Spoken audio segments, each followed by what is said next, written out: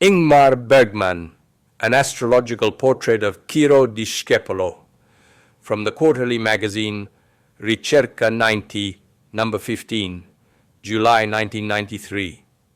Time of subject unknown. I was 5 years old. One day winter was giving way to spring. The sound of a piano could be heard from the apartment next door. It was playing a waltz. On one wall of the room hung a large painting of Venice. As the sun's rays advanced on the painting, the water of the canal began to flow. Pigeons took flight from the square. Gesticulating people exchanged inaudible conversations. The bells rang, not those of Uppsala Cathedral, but those of the painting. Even the piano music seemed to come from that extraordinary painting of Venice. Ingmar Bergman, 4 films, Einaudi Editore. These are the words with which Bergman recalls a significant episode from his childhood, which echoes many elements representative of Cancer, the solar sign of the director born in Uppsala on July 14, 1918 first, the allure of the past ever alive in the exceptional Cancerian memory. Then, the sense and fertile imagination that allow him to animate the figures in a painting with the help of a little light and music. Then the feeling without which the operation would not have succeeded. And finally, the projective value of childhood, which in the life of a Cancer is fundamental to future psychological, moral, and existential development. Bergman is undoubtedly a dreamer who, as an adult, continues to play chess with death, as in his film The Seventh Seal. Bergman's films are captivating because of the deep psychological exploration of their characters, because they tackle complex existential themes and reflect a reality that is bitter, yet authentically imbued with meaning. His way of observing and describing is not objective, as would be the case with an author driven by a critical or hyper-rational spirit, but passes through the filter of emotion and sensitivity. Watching a Bergman film, it seems difficult to argue that cinema is not art, given the poetic clarity and the wealth of sensations, moods, and emotions that shine through the images. Ingmar Bergman told a journalist, "Making a film is a necessity for me, a need comparable to hunger and thirst. For some, expressing themselves is writing books, climbing mountains, beating their children, or dancing the samba. I express myself by making films." In The Blood of a Poet, the great Cocteau shows us his hesitant alter ego in the corridor of a nightmare hotel and allows us to glimpse behind each door one of the components that make up his self. Without pretending to compare my personality to that of Cocteau, I think I'll take you on a tour of my inner studio, where my films are invisibly crafted. This visit, I fear, will disappoint you. The installations are always in disarray. The lighting is too poor in some places, and the words "reserved" are written in large letters on the door of some rooms. Finally, the guide himself sometimes wonders if it's worth seeing. These words reveal not only the meaning of the author's work, but also his humility, which is a distinctive trait of the sign ruled by the moon. The moon is almost always prominently present in his films, acting as a beacon for the characters' adventures, which, not coincidentally, largely take place at night. It is the nocturnal world that most stimulates the director's artistic vein, with its long shadows, blurred figures, cold, chilling, and meaningful silences, the spirits and demons of the darkness, the voices of the soul, dream-like hallucinations, the dominion of figures linked to the world of the dead. See, for example, Hour of the Wolf. Undoubtedly, the apparent reality in Bergman's films is his own endopsychic reality, that of a fundamentally introverted man, closely tied to the figure of the Great Mother. The director's introversion is such that when he has to write a story, usually every spring, he completely withdraws from the world.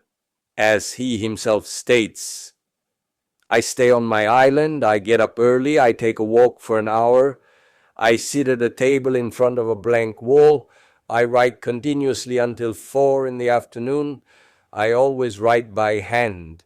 If I make a mistake, I change the page and rewrite everything because I hate erasures. The island is Faro, the closest to Russia, which can be reached from the mainland with a 3-hour plane ride. It's an uninhabitable place, beaten by the wind, inhabited only by sheep and a few fishermen. Apart from my house, painted all yellow, there's only a grey void. Ingmar Bergman's films are full of weddings, baptisms, funerals, parties, and tragic anniversaries of all kinds.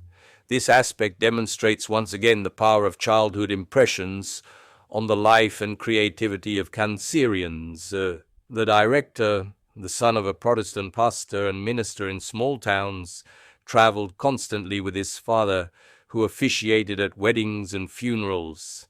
Those scenes of joy, tears, celebratory rites, majestic dry trees and ceremonial dresses left an indelible impression on his sensibility, which he reconstructed and transposed into his films. The characters are so profound and touching because they spring from his soul, which he perceived with hypersensitivity and through humanly painful eyes.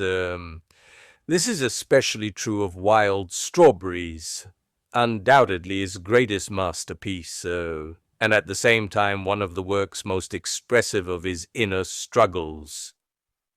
The film tells the story of an old man, barren of emotion, cold in his professional authority, who, on the threshold of death, travels to Lund to collect an academic award. The film unfolds simultaneously with the description of his journey, which metaphorically suggests another parallel through consciousness. The old professor returns almost by chance to the places of his childhood, to the strawberry patch where he went to make the first enthusiastic plans of youth, and where he experienced the burning emotions that his age rightly stimulated. Kneeling on the ground, his hands in the bushes and his gaze distant, the elderly doctor takes stock of his life and discovers that it has betrayed the hopes and expectations of youth, sacrificing the naive but authentic, vital enthusiasm to the rigor of a composed and responsible existence, conforming to the mask of respectability, ambition, selfishness, speculation, and self-interest that society pushes us to imitate. The strawberry patch is within us and represents the refuge of our youth, which does not yet know compromise, but it is especially in Cancerians, who will always regret their vanished childhood, the sweet, protective maternal world that is no more, and that has given way to that of the grown-ups, serious and devoid of poetry. Bergman expresses all these things through the machine he calls the magic box, the cinematic machine that is the most perfect means of projection. The magic box is also a legacy of his childhood. When he was 10, he was given a projector with which he kept watching the same film over and over again, and which forever captivated his imagination. In Bergman's later work, the one of his maturity, we find the theme of Wild Strawberries in the film Cries and Whispers. Here, too, there's a dialectical contrast between a world, now experienced only in dreams and memories, made of green meadows and swings in the paternal home, and the sad, harsh world of maturity, symbolized by the image of 3 silent women observing each other in a room with dark red walls. The long, painful silences in Bergman's films are nothing but an echo of those that opened an incurable wound in his childhood soul. when they frame the conflicts between his parents. His father and mother didn't speak to each other for 52 years.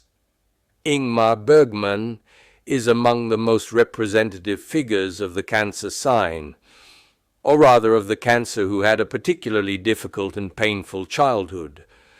His questions about the mystery of life and death, the humanity of the characters he creates, the whispers and cries of his restless soul, are a mirror of the problematic Cancerian nature.